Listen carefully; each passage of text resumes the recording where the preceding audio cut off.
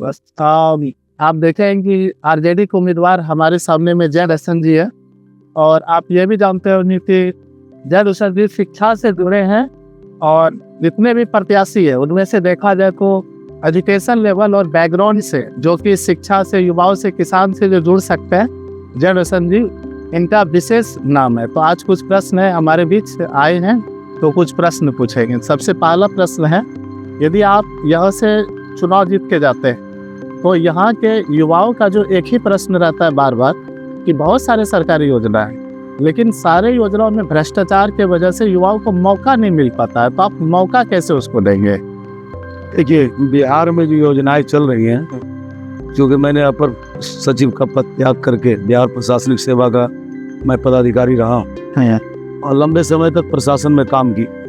लगभग 29 डिपार्टमेंट, लगभग 54 योजनाएं जो अभी भी संचालित, चाहे वो किसान से रिलेटेड हो, मजदूर से हो, या अन्य किसी भी विभाग से हो, सिंचाई से हो, आपने पशुपालन का बात किया, आपने सड़कों की बात की, आपने सामाजिक सुरक्षा की बात की, आपने अल्पसंख्यकों की बात की, तमाम जितने भी योजना है, महादलितों की बात की। उस योजना में जो लाभ मिलने चाहिए जमीन पे वो नहीं उठता, ये आपका सवाल है। उसमें ट्रांसपेरेंसी सबसे बड़ा इम्पोर्टेंट चीज़ है। जब तक ट्रांसपेरेंसी नहीं होगी, और हमारे कार्यालय पंचायत सरकार वन तो बन गए, लेकिन वो जिस पंचायत में वहाँ पूरा सिस्टम काम करना चाहिए। आज भी अगर लोग कलेक्टर के पास जा रहे हैं, आज भी लोग किसी काम के लिए एसडीएम के पास जा रहे हैं, तो विभाग पूर्वाद। हमारा ये है कि जब हमारी सरकार घर के द्वार, जब हमारी सरकार बिहार में 14 तारीख को तीसरी जी के नेतृत्व में बनेगी, तो हम लोगों के पास ब्लूप्रिंट है कि जो योजनाएं हैं सरकार के पास, सबसे पहले उसका ट्रांसपेरेंसी, लोगों तक योजना की जानकारी पहुंचे। दूसरा ये चीज़ है जो सबसे बड़ा कमी है, शिक्षा का अभाव। शिक्षा का मतलब ये नहीं कि डिग्री आपके पास हो गया, किसी भी चीज़ की जानकारी अगर आपको नहीं है तो आप अशिक्षित है उस मामले में, है ना। जैसे आपको यहाँ से अभी निकलना है, जगदीशपुर जाना, रास्ता पता नहीं, तो कोई भी आदमी आपको बोल दे कि आप भागलपुर कहलगांव होकर जाना पड़ेगा, अगर आपको जानकारी है तो सीधे आप 10 किलोमीटर पहुँच सकते हैं।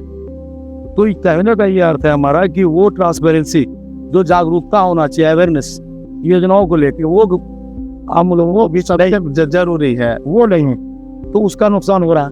अब हमारी सरकार आएगी तो हम उसमें अवेयरनेस पे फोकस करेंगे, हम उनके उन सिस्टम पे फोकस करेंगे। अब आज इस चीज़ को जान लीजिए कि जब अवेयरनेस की बात होती है तो कोई एनजीओ के माध्यम से करता है, कोई आदमी प्राइवेट पर्सन के माध्यम से, या किसी को कॉन्ट्रैक्ट दे के करता है, वो जो जिस काम को करता है, अब सीएसपी के माध्यम से कर रहा है। लेकिन मेरा ये सोचना है कि हमारी सरकार जब कह रही है कि हम घर घर नौकरी देंगे सबको, तो जो हमारे सरकारी कर्मी होंगे उसके माध्यम से योजनाओं का लाभ वहाँ तक हम लोग पहुँचाएंगे।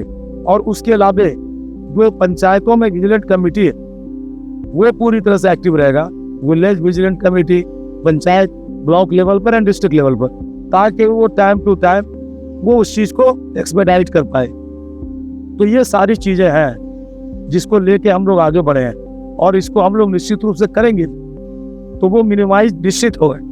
जिस पॉइंट पे आप कह रहे हैं कि लोगों को लाभ नहीं मिल रहा, अब एक लोन के लिए आदमी 5 महीना भटक रहा है, 5 लाख का लोन है, 5 महीना भटक रहा है, उसका कोई फायदा ही नहीं है, उसका आने जाने में ही एनर्जी लॉस हो जा रहा है। तो ये सिस्टम है। अभी आप मान के चलिए, गुजरात में 20,000 इंडस्ट्री है, तेलंगाना में 12,000 है, महाराष्ट्र में, कर्नाटक में, कई जगहों में 18-20,000 फैक्ट्रियाँ लगी हुई हैं। आखिर क्या कारण है बिहार में एक भी नहीं? क्योंकि वहाँ पे आप एक दिन में फैक्ट्री खोलना चाहेंगे तो सारा एनओसी एक दिन में आपको मिल जाएगा। मेन तो यही, लेकिन तो बिहार में वैसे सिस्टम नहीं है। इलेक्शन में हम लोगों को परमिशन लेना होता है, तो इसमें हम लोग सिंगल विंडो सिस्टम को फॉलो करते हैं कि एक जगह आप आवेदन डालिए, और उस सिंगल विंडो सिस्टम के नोडल ऑफिसर्स का काम है कि संबंधित थाना, अंचल या अग्निशाम सब जगह से एनओसी लेके आपको परमिशन देता है, दिन आप सभा करते हैं। सेम इंडस्ट्री के लिए सिंगल विंडो सिस्टम हमारी सरकार इस्टेब्लिश करेगी। ये एक डिस्ट्रिक्ट में एक सिंगल विंडो सिस्टम रहेगा। आपको इंडस्ट्री लगानी है, आप जाइए आवेदन डाल दीजिए, एक लिमिट रहेगा कि 10 दिन के अंदर सारा रिपोर्ट आ जाए, आपको फिर बाकी लोगों का चक्कर में लगाना पड़े, जिसके कारण आप जो कह रहे हैं कि हमको इसका पीछा करना है, हमको करप्शन के जाल में फंसे, करप्शन में फंस जाता। हाँ, वो उसमें नहीं फंसना है। हम सिंगल विंडो सिस्टम जब करेंगे उसको स्ट्रॉन्ग, तो सारा काम सिस्टम करेगा। आप सीधा 10 दिन के बाद ये पूछेंगे कि मेरा काम क्यों नहीं होता।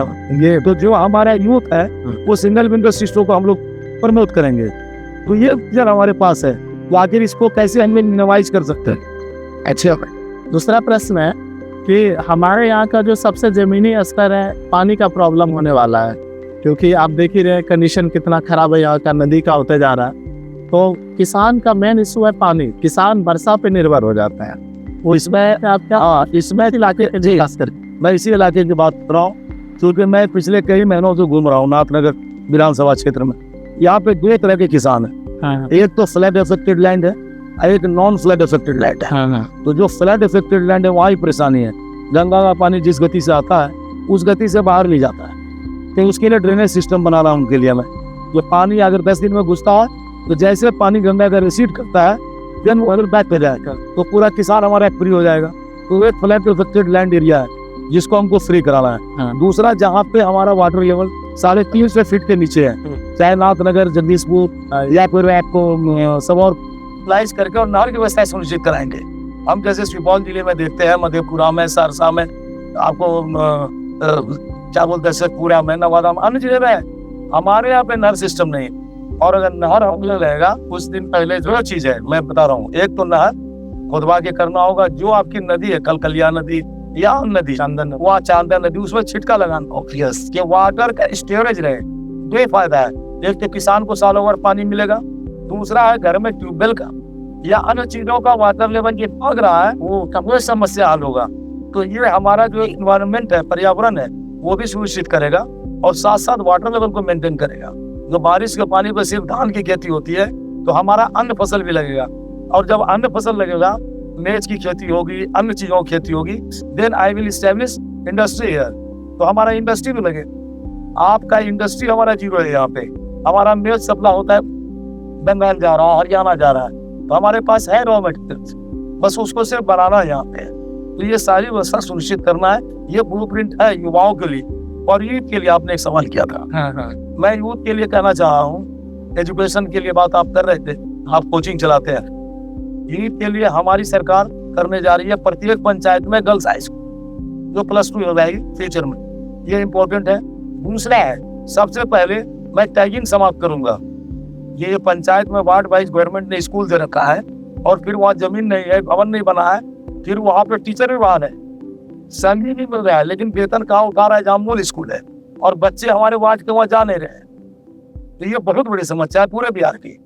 तो टैगिंग समाप्त करके और जो लिमिटेशन है 20 डिसमल जमीन का, उसको हम कम करेंगे, हम फ्लोर बनाएंगे। आखिर इंग्लिश स्कूल, प्राइवेट स्कूल बन रहे हैं और फ्लोर हो रहे हैं, हम 10 डिसमल बनाएंगे। ऐसे भी खेलने का मैदान कहाँ बच्चों को मिल रहा है, तो हम 10 डिसमल में हम अपना कैबिनेट में निर्णय लेके जो लिमिटेशन है लैंड का, प्राइमरी स्कूल जो 20 डिसमल मिनिमम होना चाहिए, इसको हम 10 पे लाएंगे। और देखिए, और डिस्ट्रिक्ट मजिस्ट्रेट को हम ऑथराइज करेंगे कि आप हमारा स्पीड चलना चाहिए, आप उसको बनाइए। और अगर नहीं सरकारी जमीन मिलेगी, कोई डोनेट नहीं करेगा, देन हम परचेज करेंगे। दूसरा है कि यूथ के लिए हर पंचायत में खेल का मैदान मिलता है।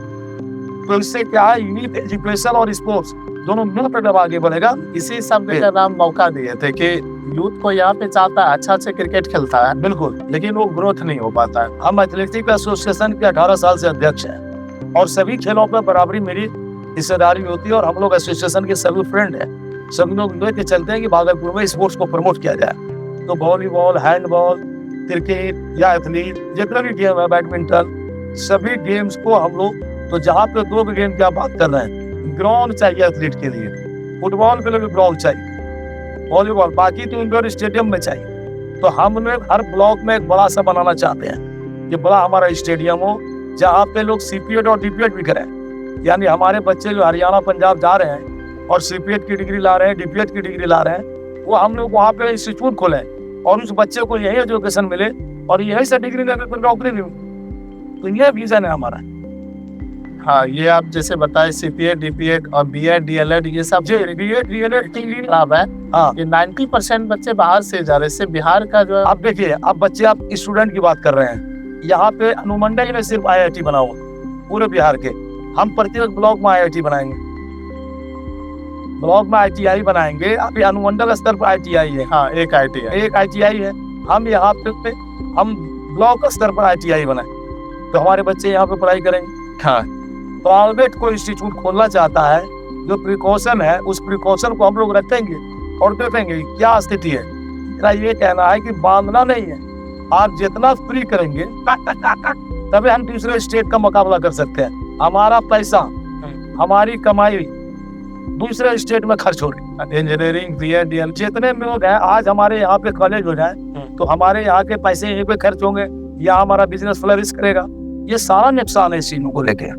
तो यूथ के लिए, क्योंकि हमारे नेता ही यूथ है, तेजस्वी यादव बिहार के यंग लीडर है, यंग विजन के साथ खड़े हैं और हम लोग कैसे उनके पीछे खड़े हुए हैं यंग विजन के साथ। तो निश्चित रूप से पूरे बिहार और ना चला जाता है, विशेष तौर से पूरा ब्लूप्रिंट तैयार है कि हमें क्या करना है और कैसे हम नाथनगर को, वो चीज छूटी हुई है। आप देखोगे ब्रिज नहीं है, बहुत सारे टोले हैं, ब्रिज नहीं है। अभी आपको जाना होगा कैरली तो आप घूम के जाएंगे बाईपास से, पुरैनी के पास होना चाहिए ब्रिज। इस कलकल्ला नदी में, आपको शंकरपुर दियारा में, रत्तीपुर में, कहीं कहीं अभी ऐसे है कि 10-12 ब्रिज पर टोल बनने चाहिए। आप हम लोग आते हैं भागलपुर शहर से, हमारे यहाँ कोई पेशेंट है, बीमार होता है, उसके लिए हमको जाना पड़ता है कहाँ, सदर अस्पताल। और वहाँ ICU है 20, पूरा का पूरा पैरवी लगा हुआ है, नीचे बैठा हुआ है। तो हम चाहेंगे ना कि हमारे विधानसभा में मल्टी स्पेशलिस्ट हॉस्पिटल बने ताकि हमारे पेशेंट्स यहाँ पे आए। देखिए, जहाँ पर जैसे जगदीशपुर में बहुत बेहतरीन सुविधा है, लेकिन डॉक्टर का ही कमी हो जाता है। ठीक है, डॉक्टर सुविधा तो इधर है, डॉक्टर की कमी है, लेकिन फिर भी डॉक्टर की कमी के अलावे ICU है आपका यहाँ पे नहीं, तो फिर क्या फायदा। हम तो ऐसा बात कर रहे हैं ना कि नाथनगर, जगदीशपुर, सवाओ या हॉट स्कट एरिया हमारा, हर चीज के लिए हमको शहर जाना पड़ता है। हम इस शहर में अगर पारस हॉस्पिटल हो, अगर प्राइवेट ही खोलना चाहे, क्यों टाउन में हो, यहाँ पे हम एक बड़ी गवर्नमेंट के हॉस्पिटल बनाए यहाँ, जिससे कि जो ICU का है या जो मेजर हमारा इमरजेंसी टाइप का ट्रीटमेंट होता है वो भागलपुर में जाके लोगों को यहाँ पे मिले। मतलब एक प्रश्न और है कि युवाओं को नौकरी के अलावा और विकल्प क्या हो सकता है। हम देख रहे हैं कि युवा, बहुत सारे युवा 80% उम्र नौकरी के लिए खपा देते हैं। नौकरी की अगर हम बर्बाद, नौकरी के अलावा और क्या विकल्प और हो सकता है ना। नौकरी के अलावा सरकारी नौकरी का एक एज लिमिट, उस एज लिमिट पर नहीं आता है तो उसके अलावा जो हमारी इंडस्ट्री लगेगी, हमारी फैक्ट्री लगेगी, वहाँ पे उनको हम लोग यूज करेंगे। और दूसरा, क्योंकि लोगों को हम इतना इजी कर देंगे जिससे कि हमारे बच्चे अपना स्टार्टअप कर पाए, अपना काम शुरू कर पाए, तो वो चीज हम करेंगे। और उसमें हमने बताया कि सिंगल विंडो सिस्टम स्टैब्लिश करेंगे, फिर उसमें परेशान नहीं होना पड़ेगा। जानकारी लेते लेते 1 साल निकल जाता है, वो कर ही नहीं पाते। नहीं, उसको हम करेंगे, वो सारा चीज हम करेंगे। जब हमारी सरकार बनेगी हम लोग पूरा उसमें चेंज लाएंगे, आराम से नहीं बैठेंगे। इसलिए हमारा वादा है कि 5 साल में हम पूरी व्यवस्था को सुधार करेंगे। तो आराम से बैठने के लिए हम लोग राजनीति में नहीं आए हैं और नई सरकार बनाएंगे। पूरा का पूरा 5 साल पूरा मेहनत और ईमानदारी के साथ काम करेंगे। अब पूरी यूथ को कैसे उसका फ्यूचर सेटल हो, कैसे वो स्टेब्लिश हो, चाहे वो मेल टैक्स मेल यूथ, दोनों की बात हम कर रहे हैं। दोनों यूथ हमारा कैसे स्टेब्लिश हो, जो हमारा फ्यूचर है देश का, इसको हम लोग पूरी तरह से सुनिश्चित कराएंगे। Okay sir, thank you sir. चलिए, धन्यवाद, थैंक यू।